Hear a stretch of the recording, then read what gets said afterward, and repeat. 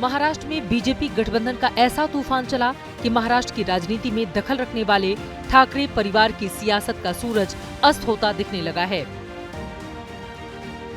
न तो उद्धव ठाकरे खुद को बाला साहेब का सियासी वारिस साबित कर पाए और न ही 19 सालों में राज ठाकरे खुद को स्थापित कर पाए।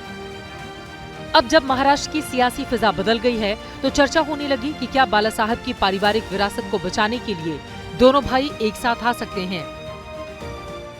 राज ठाकरे आपको लगता है साथ में आने चाहिए, उनसे फायदा होगा?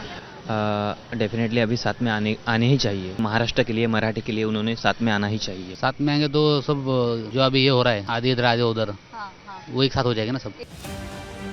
लोग मानते हैं दोनों भाई साथ होते तो तस्वीर कुछ अलग हो सकती थी। वैसे ये नहीं भूलना चाहिए कि साल 2005 में उद्धव ठाकरे के कारण ही राज ठाकरे ने शिवसेना से इस्तीफा दिया था और अभी इस चुनाव में भी राज ठाकरे ने खुलकर उद्धव को शिवसेना का गद्दार बताया था। एका माणसाने सगळे अख्खी पक्षाची वाट लावली। अनेक लोक निघून गेले, त्या लोकांना हे म्हणतात गद्दार आहेत। अरे गद्दार तर घरात तिथे बसलाय, ज्यांनी पक्षाची गद्दारी केली। इस चुनाव में राज ठाकरे ने 128 उम्मीदवार उतारे थे। राज ठाकरे के बेटे अमित ठाकरे माहिम से चुनाव हार गए। एमएनएस को कुल 1.55% ही वोट मिले। अब तो राज ठाकरे की पार्टी की मान्यता पर संकट गहराने लगा है।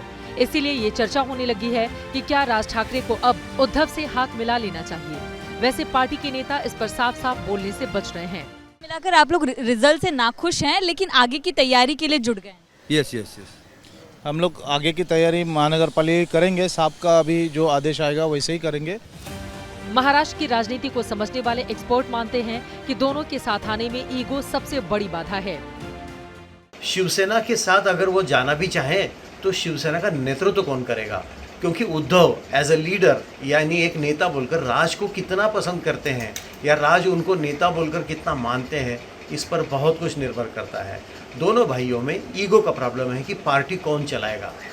महाराष्ट्र की राजनीति में ठाकरे परिवार को खारिज करते हुए इस चुनाव में वोटरों ने एकनाथ शिंदे को असली शिवसेना मान लिया है।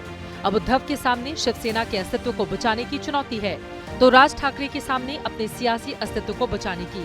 ऐसे में देखना होगा कि दोनों भाई भविष्य को लेकर वाकई कोई फैसला लेते हैं या फिर सब कुछ ऐसे ही चलता रहेगा। For exclusive and insightful videos, subscribe to our new channel ABP Live Premium.